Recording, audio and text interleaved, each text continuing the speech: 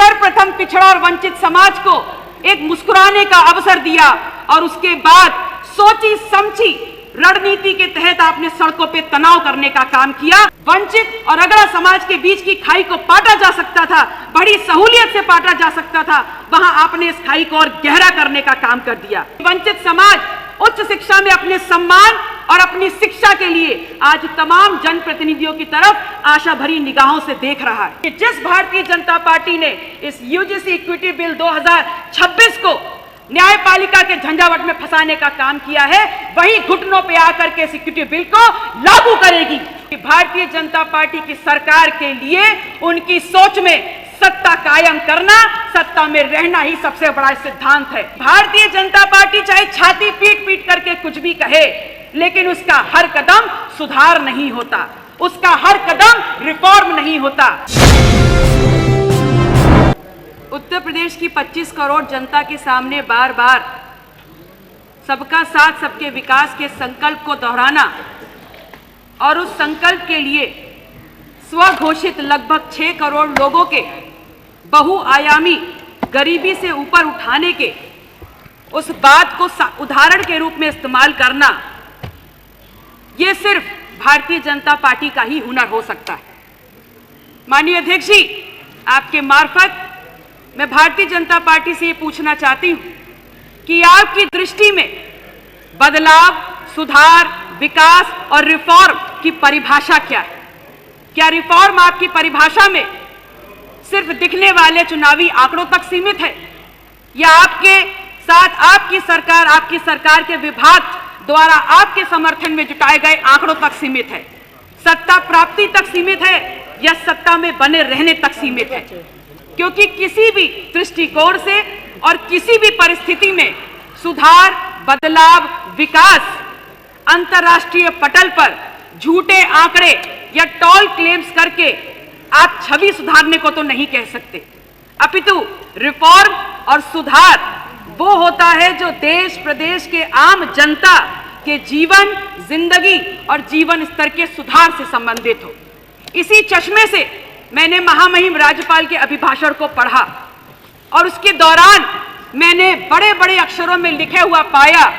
कि 41,424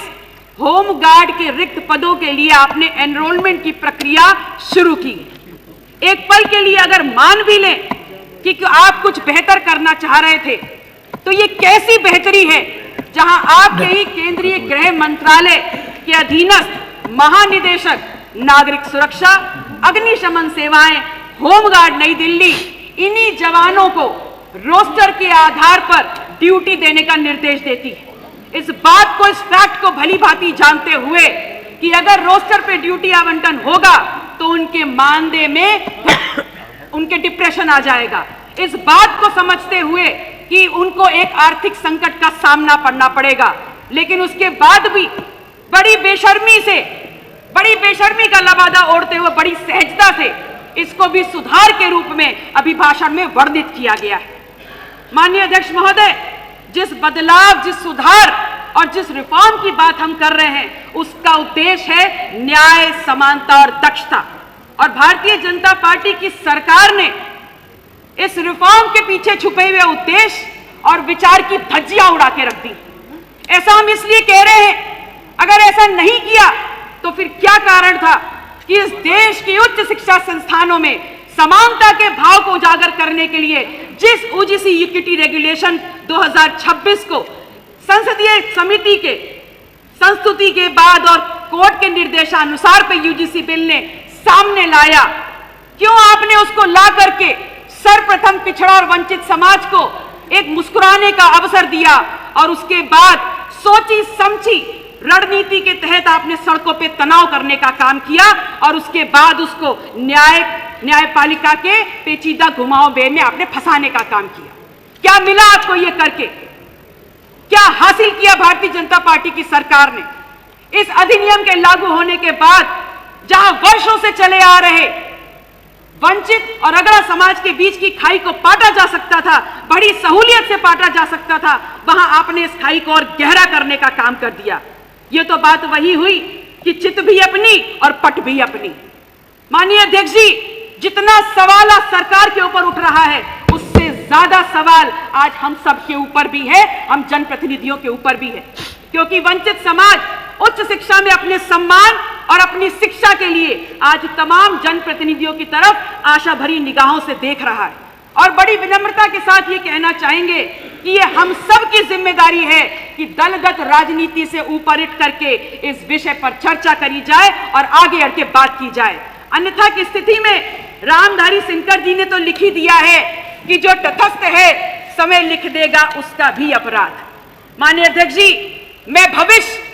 वक्ता तो नहीं हूं, लेकिन एक बात जरूर कह सकती हूं, इस बात को याद रखिएगा और ये सदन भी इस बात को याद रखेगा कि जिस भारतीय जनता पार्टी ने इस यूजीसी इक्विटी बिल 2026 को न्यायपालिका के झंझावट में फंसाने का काम किया है, वही घुटनों पे आकर के इस इक्विटी बिल को लागू करेगी। और ऐसा इसलिए कह रहे हैं कि भारतीय जनता पार्टी की सरकार के लिए उनकी सोच में सत्ता कायम करना, सत्ता में रहना ही सबसे बड़ा सिद्धांत है। इस इक्विटी बिल को लाना, उसको सड़कों पे तनाव के रूप में फैलाना और फिर न्यायपालिका में फंसाना, इन तमाम घटनाक्रम के बीच में इस समय अवधि में उन्होंने वोट के बढ़ते हानि लाभ जोड़ घटाने के आंकलन को बहुत अच्छे से कर दिया है और इस बात को जरूर स्थापित कर दिया है कि भारतीय जनता पार्टी चाहे छाती पीट पीट करके कुछ भी कहे, लेकिन उसका हर कदम सुधार नहीं होता, उसका हर कदम रिफॉर्म नहीं होता। और इस बात को भी पुख्ता कर दिया है कि इस देश के किसी भी कोने में होने वाला बदलाव सिर्फ भारतीय जनता पार्टी तक सीमित नहीं है और उनकी सोच तक बंधा नहीं हुआ है। माननीय अध्यक्ष जी, आपकी पीठ के निर्देश की बाध्यता, समय बाध्यता को समझते हुए जिस विधानसभा से मैं आती हूं, जनपद कौशाम्बी तथागत गौतम बुद्ध की धरती सिराथू विधानसभा से, मेरा आपसे ये निवेदन रहेगा कि मेरे क्षेत्र से जुड़ी हुई तमाम समस्याओं जिनको मैं लिस्ट आउट करके टेबल कर रही हूं, मेरे वक्तव्य के साथ उसको जोड़ने का आप निर्देश पारित करें। बहुत बहुत आभार। नमो बुद्धाय। जय अपना दल, जय संविधान।